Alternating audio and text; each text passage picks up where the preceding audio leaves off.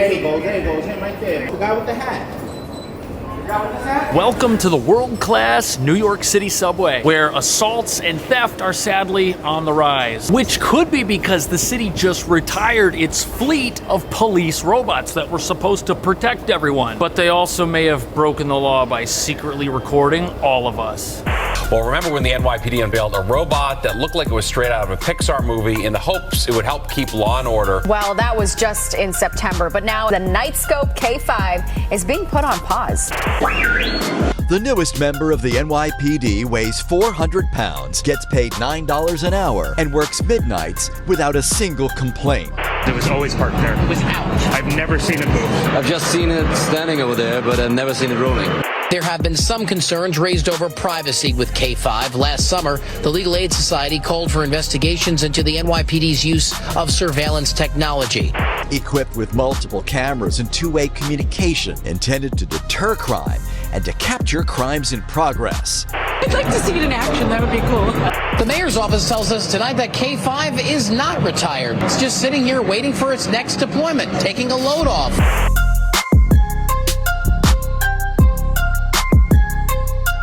I know they stopped using it. It's been retired. I just don't know where they keep it. To be honest with you, I would be much more afraid of you guys than police robots. Have a great day. Well, Thank you. The difference between me and a robot is I don't have a photographic memory, so I'll forget what you look like in the next 5 minutes. Now, when this program was first announced, the mayor was thrilled. Just look at that smile. It's like he's unboxing an Apple Vision Pro, which this thing certainly was not. And here we are 4 months later, and the RoboCop program has vanished. It's been scrapped. But the robots did accomplish two things. Number one, they may have wasted a lot of money, and number two, they may have broken the law by secretly recording everybody in the train and storing that information somewhere forever, most likely. But what most people in the subway don't know is that the city has other high-tech robotic security forces, which aren't in use down here, but are being used throughout the rest of the city to keep us safe. And they work pretty well. They do record us. But the success of those programs make it shocking that a totally not a robot police officer program was a complete failure. So why did they deploy this thing and think it was going to be a good idea in the first place?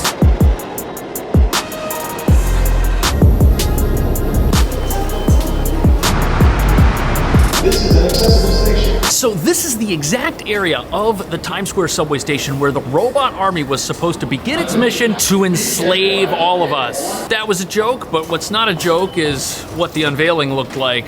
Welcome to New York City, K5, and welcome to the NYPD. While I believe it is our duty to utilize state-of-the-art technology advancements to help keep New Yorkers safe, I believe we must do it wisely. K5 is a robot. Okay, people believed in this thing. And although the city refuses to admit it, there are many things that make a robot cop ill-suited to this environment. Its goal was to patrol subway platforms and monitor threats. And it was supposed to help passengers, even though it didn't have arms or legs. Also, even people have many problems traversing certain parts of the subway. It's like an obstacle course you get to navigate every single morning, which essentially means the K5 would have a limited area of operational effectiveness, unlike the real police. K5 is a robot that will patrol the Times Square subway station in the overnight hours. Equipped with multiple cameras and two-way communication intended to deter crime, and equipped with a panic button that riders can use to alert patrol officers. We are taking an expand. All right, so keep in mind as you're watching this thing cost $12,500 and it was only active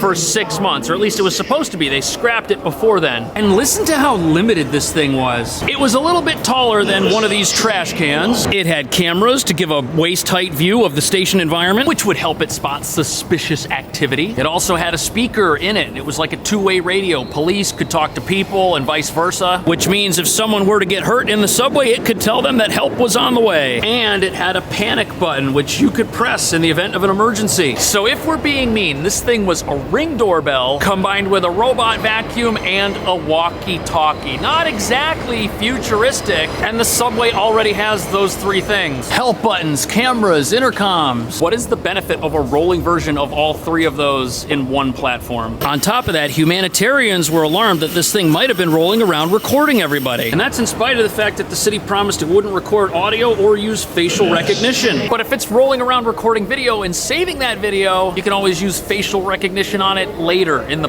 future. But the city may have actually broken some of its own laws by rolling this thing out, which could be part of the reason they had to scrap this thing. But why were they so eager to roll it out in the first place? Taking an expansive camera network in the subway system and adding to it, supplementing to it, if you will. Crime underground is trending lower, but the number of violent assaults is still more than 50% higher than it was just 4 years ago. All right, so even though overall crime in the subway is down, there's been an increase in violent attacks, and this robot would have established a police presence that people could see, which means a psychologist probably came up with this idea. You don't want riders looking over their shoulder when they're in a big terminal, and the robot was supposed to patrol this wide open, vast area here that traverses between several different trains. On top of that, the city's got a manpower shortage as far as police are concerned, and sadly, local laws and initiatives have made it harder for people to want to pursue the career of being a police officer, which is why even though the robot duplicated already existing technology, it was hoped that the physical presence of a police vehicle would deter crime. Kind of like how when you see a police car with flashing lights, even if nobody's inside, you think the police are nearby. The other problem is that ridership levels in the subway are way down from 2019, and the city has to woo riders back to using the subway by making it feel and look safer. But I think they should just make sure the trains run on time. Nonetheless, the city is now hiding the K5 behind this Samsung Galaxy advertisement, and it didn't take long for the authorities to realize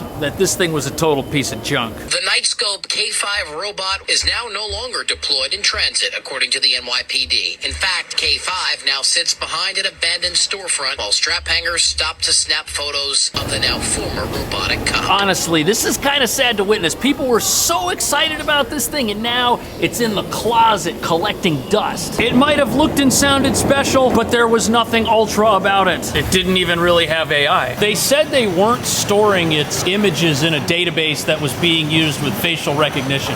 Does that make you feel any better?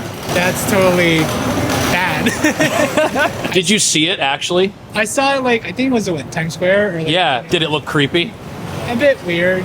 I always have, there is some like kind of iffy stuff when it comes to AI, especially with technology. Yeah, right? I just feel like... You're like, what are they using it for? Exactly. But the truth is that it couldn't succeed in its mission. I mean, look, there's a set of stairs right here. It was so limited in where it could go and what it could look at. And look, you would need like a forklift to get it up this if you wanted it to patrol this area, which might actually be too narrow for a rolling trash can. When it was deployed, there had to be a human officer near it to make sure that nobody messed with it, that it didn't fall over, and just to kind of see what would happen as it interacted with the general public. So much for alleviating the city's manpower shortage. I've never seen it move.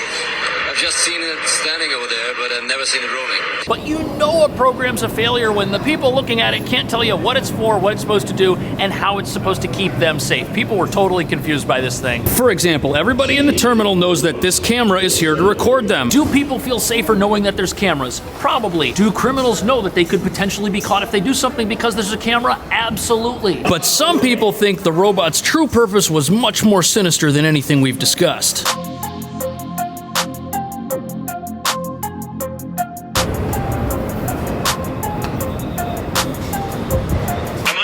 What its purpose was. There have been some concerns raised over privacy with K5. Last summer, the Legal Aid Society called for investigations into the NYPD's use of surveillance technology. There is a local law called the Post Act that requires the NYPD. So it seems like there are rules on the books that mean if the city gets a new piece of tech that they have to tell everybody about it and then let everybody complain about it, which is a good thing. We should have the right to complain about police robots. But how much of the technology in this thing was newly acquired? The police already have plenty of cameras and radios and panic buttons. Maybe they figured that it wasn't a particularly big deal, that they now had a rolling version of all three of these in one large package. But some people miss K5 and they want to know, will he ever come back? I'd like to see it in action. That would be cool.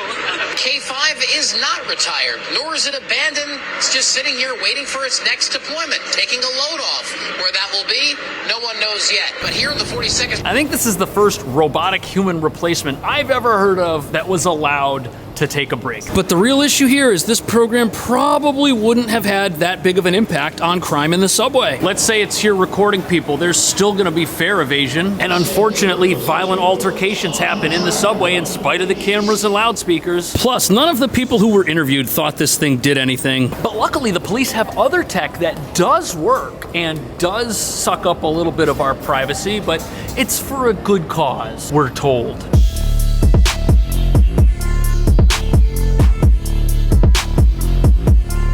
So believe it or not, even though New York is an old, dirty city, there are some new pieces of technology that first responders and police are using that do have an impact on the safety of New Yorkers overall. Link Drones recently signed a deal to send several drones to the New York City Police Department. We want to utilize this technology to complement our crisis management team, complement our police personnel. You know, a drone could get to a location in 30, 40 seconds. I've actually seen these. There was a protest across the street from the New York Times building, and they had the police van with a drone flying out, giving them like a bird's eye view of what was going on. That was pretty interesting. According to the mayor, the use of drones are great for crisis teams. Fire, ambulance, police. If there's an emergency, these things can give them information they wouldn't be able to get otherwise. And they don't get stuck in traffic like a police car. And they can be very important in potentially dangerous situations. Just look at this large protest a couple of weeks ago going down Broadway. It seems fine, but if things were going to take a turn for the worse, perhaps the interior of the crowd, maybe they have weapons, maybe they're trying to do something, police on the perimeter, they can't see that, but a drone looking down from above could watch the entire thing and send that information to HQ. And yes, privacy advocates are right to worry about the abuses of such technology, but modern times, modern threats require a modern response. Plus, we've also got a high number of stationary police cameras throughout the city. It's designed to get first responders' eyes and ears in dangerous places. First drone in the world to have a glass breaking capability. It can literally fly up to a window, shatter it out, enter a structure. That's really unique. First drone in the world. That's pretty crazy how these things aren't just for observation. And let's say there's a problem way up in a building like this. You could quickly fly a drone into one of the windows, and there's a two-way radio. You can speak to the people who are inside, find out what's going on really quickly. But what is kind of frightening, though, is the fact that soon we'll probably see these things buzzing around, following us, watching us. Oh, man, that's gonna seem really creepy. There was a 14-story building. Half of it initially collapsed, and we were able to search that underground section, basically with a structural engineer in a virtual reality headset. Okay, collapsed building, disaster recovery, that's gonna be a game changer in New York. And think for a moment of how the fire department responds to an emergency. In the past, you gotta get a ladder with a person up into one of these buildings, but now you can fly up there, check the place out, see how bad everything is, get an idea of what the structure's like, all before you send in actual people and put their lives at risk to save somebody. For police, this is going to work in two ways. It'll be great for finding missing persons, and also if there's a manhunt and they're looking for the bad guys, I'm sure the drones will be useful. But the more common flying cameras become, the more unnerving it's going to be for normal people to be out in public. Can you imagine being at Central Park or here in Times Square? These things are just buzzing around over your head. You're gonna feel like you're living in a virtual prison. But the next item on our list is a lot less creepy. Actually, no, I take that back. This is creepier.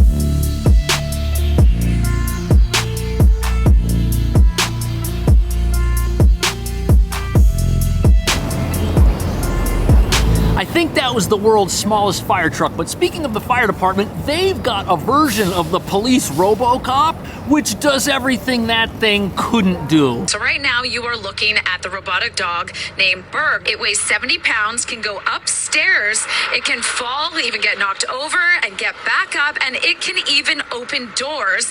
Now, you know, as creepy as that thing looks, I would be so happy if it helped bust me out of a building during an emergency. And unlike the rolling police vacuum, that thing can climb the stairs, it can go through tight little spaces. If it falls over, it can get up. And like the drones, these fire dog robots, they've been used during recent events in New York to check out situations and help save people. Berg, for the very first time, was put into action at that building collapse. First responders say when they first got there was no way to know if people were trapped inside. So that parking garage collapse, what most people don't know is that when a building collapses, all of the surrounding buildings shake, their structures may be weakened. So entering an environment where there is a collapsed building, that's automatically dangerous. And the fact that they could send in one of these robotic beasts to check the place out, that definitely saved the lives of firefighters. It kept them out of that mess. It was also able to inspect the structural integrity of the building and use a thermal camera to detect heat, and was even able to find the garage's general manager. It's got cameras, it's got audio, it can listen to hear what's going on. Plus it had a thermal camera, which meant that in a dark area with no electricity, it could still find if people were inside and trapped and needing help. And if you have a structure that's dangerous, falling apart, the robots can chart a path to get to where survivors are. But I guess at the exact same time, it would seem pretty weird to see one of those things rolling down the sidewalk here or following you around in the subway, running up the stairs. I think that would totally creep people out. But what's crazy is the fire department has this technology. How come nobody had a meeting like, hey, will our rolling vacuum type thing in the subway be as effective as your robot dog is at walking upstairs? How come nobody checked that out or figured that out? Maybe they just didn't want to scare people with a robot dog. Maybe that's what it was. Maybe they went with the rolling trash can for me and for you. What do you think about that? Do you think the police should use more tech to keep the city safe? Is any of this stuff working? Is our privacy worth sacrificing for floating cameras to be everywhere? Let me know what you think. Thanks for watching. I'll see you in the next video.